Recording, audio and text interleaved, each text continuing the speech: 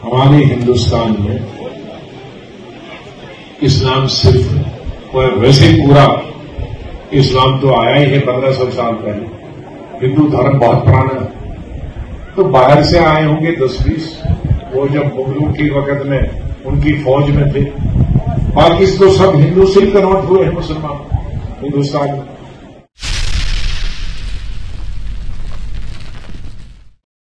सत्य को प्रमाण की आवश्यकता नहीं होती और सत्य अनुकूल समय पर स्वयं ही प्रमाणित होता है।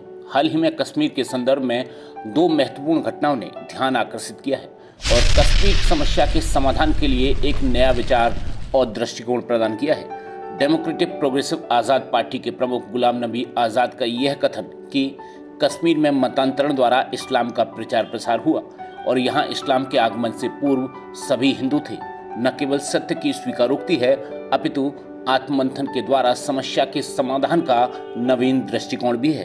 कुछ मुस्लिम नेताओं को गुलाम नबी आज़ाद का यह बयान बिल्कुल पसंद नहीं आया होगा, लेकिन वह सच से मुंह नहीं मोड़ सकते और सच यही है कि अधिकांश लोग मजबूरी में या फिर अपनी संपदा अथवा मान सम्मान बचाने के लिए हिंदू से मुसलमान बने थे।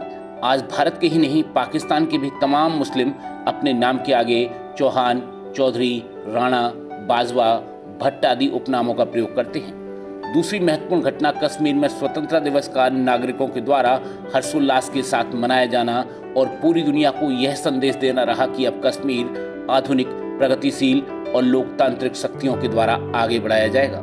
कश्मीर प्राचीन काल से ही शैव मत का महत्वपूर्ण केंद्र रहा है। सम्राट अशोक ने वितस्ता नदी के किनारे श्रीनगर नामक नगर की स्थापना की थी। प्रथम शताब्दी में कश्मीर के कुंडलवन में चतुर्थ बौद्ध संगीति का आयोजन किया गया। जवाहरलाल नेहरू लिखते थे कि लगभग 2000 या इससे भी अधिक साल पहले कश्मीर बौद्ध धर्म का महान केंद्र था और बौद्धों की कुछ महत्वपूर्ण सभाएं यहाँ हुई थी। तब से वह संस्कृत भाषा के अध्ययन का भी प्रमुख केंद्र बना रहा। वहीं लगभग 1000 वर्ष पूर्व पहले अरब और फिर फारसी प्रभाव कश्मीर पर पड़ा। इस प्रकार कश्मीर ने हिंदू, बौद्ध और मुस्लिम प्रभावों का अनुभव किया और वहां एक मिश्रित किंतु समन्वित संस्कृति का सृजन हुआ। कश्मीर में मंगोलों के आक्रमण के बाद सदरुद्दीन नामक शासक ने बुलबुल शाह नामक सूफी के प्रभाव में इस्लाम का प्रसार किया। उसने कश्मीर में पहली मस्जिद बनवाई। सुल्तान सिकंदर के शासनकाल में उसके सेनापति सुहा भट्ट ने इस्लाम स्वीकार किया और वह उसी संप्रदाय का कट्टर शत्रु हो गया जिसे उसने त्याग दिया था। सिकंदर ने आदेश दिया था कि सभी ब्राह्मण और अन्य हिंदू मुस्लिम बन जाएं और जो इस्लाम स्वीकार नहीं करेगा उसे निकाल दिया जाएगा। उसने हिंदुओं का बड़े पैमाने पर दमन और उत्पीड़न किया। उनके कई मंदिर ध्वस्त किए गए। उसके अत्याचारों से बचने के लिए अनेक हिंदुओं ने मजबूरी में इस्लाम स्वीकार किया। यही काम देश के अन्य हिस्सों में हुआ। लोग क्रूर आक्रांताओं के दमन के चलते या फिर उनके आतंक से त्रस्त होकर हिंदू, बौद्ध से मुस्लिम बने।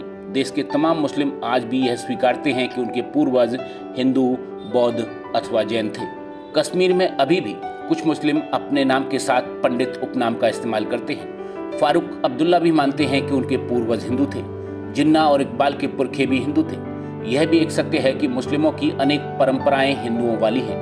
गुलाम नबी आज़ाद के इस कथन को झुटलाया नहीं जा सकता कि भारत में चंद मुस्लिम ही बाहर से आए और अधिकतर तो हिंदुस्तानी मुसलमान थे।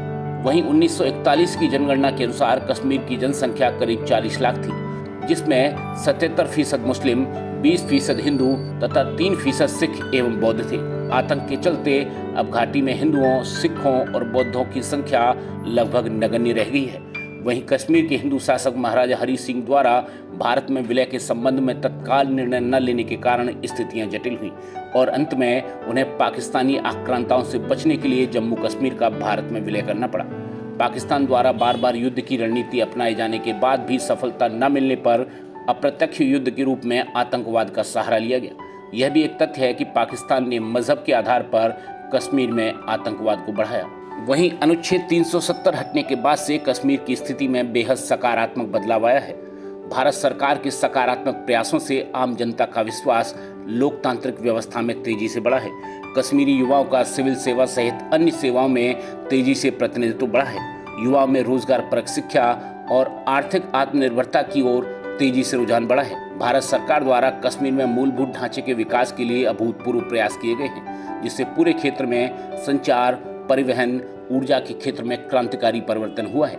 इन सभी सकारात्मक परिवर्तनों से आम जनता और युवा अलगाववादी विचारधारा से हटकर न केवल मुख्यधारा में शामिल हुए हैं, बल्कि अपने वास्तविक इतिहास और साझा सांस्कृतिक विरासत को आगे बढ़ा रहे हैं। और यह काम अब पूरे देश में होना चाहिए। साथ ही यह भी ध्यान रखा जाना चाहिए कि इतिहास सिर्फ अतीत की विषय वस्तु नहीं है। इतिहास वर्तमान चुनौतियों के लिए सार्थक समाधान प्रस्तुत करने का एक सशक्त माध्यम है। आत्ममंथन से जो अमृत निकलेगा वही समस्या का सार्थक समाधान देगा और समाज में व्याप्त कटुता को समाप्त करेगा। ब्रेकिंग न्यूज दिल्ली एनसीआर के लिए ब्यूरो रिपोर्ट।